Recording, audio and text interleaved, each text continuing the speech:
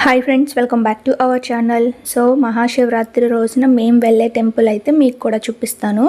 So ఇది Jonnada and అలాగే Ravulapalem bridge క్రింద అయితే ఉన్న దక్షిణ కాశీగా పిలువబడే టెంపుల్ అనమాట. సో చాలా ఫేమస్ అయిన టెంపుల్ అండి ఇది. బయట గుడి చుట్టూ ఉంటుందన్నమాట మనకి ఇలా శివలింగాలతో. గుడి చుట్టూ కూడా ఇలా శివలింగాలు అనేవి ఏర్పాటు చేశారనమాట. అంటే ఇప్పుడు కాదు, ఇవి ఏర్పాటు చేసి చాలా ఇయర్స్ అవుతుందండి. అండ్ అలాగే టెంపుల్ లోపలికి వెళ్తానికి 4 ముఖద్వారాలు అయితే ఉన్నాయి. ఇలాగే గుడి చుట్టూ కూడా మనకి ఇలాగ లింగాలతో అనేది ఉంటుందన్నమాట. సో ఇక్కడ లింగాలు స్పెషల్ ఏంటంటే కనుక మనం చేత్తో అనేది ముట్టుకోవచ్చు. అలాగే టెంపుల్లో ఉన్న లింగాన్ని కూడా మనం చేత్తో అయితే ముట్టుకుని మనం ఏమైనా తెచ్చుకున్నవి అభిషేకాలు అవి చేయొచ్చు.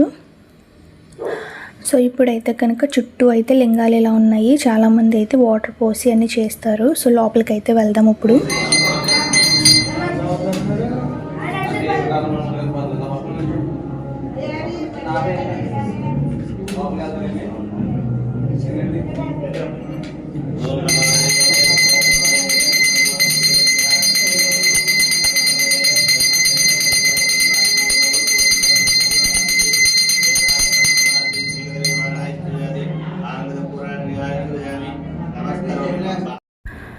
సో టెంపుల్ లోపల ఉన్న విగ్రహం అయితే ఇదండి మనకి.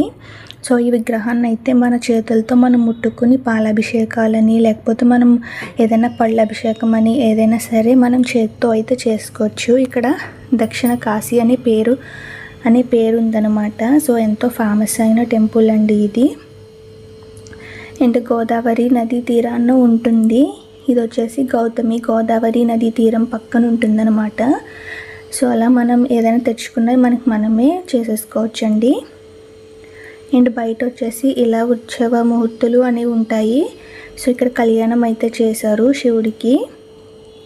సో కళ్యాణం చేసినవి అయితే ఇప్పుడు నేనైతే చూపిస్తున్నాను. అండ్ అలాగే ఇంకొకటి ఫేమస్ ఏంటంటే ఇక్కడ పెద్ద నందీశ్వరుడు కూడా ఉంటారు. అండ్ మీరు కూడా దర్శించుకోండి. Thank you for watching friends.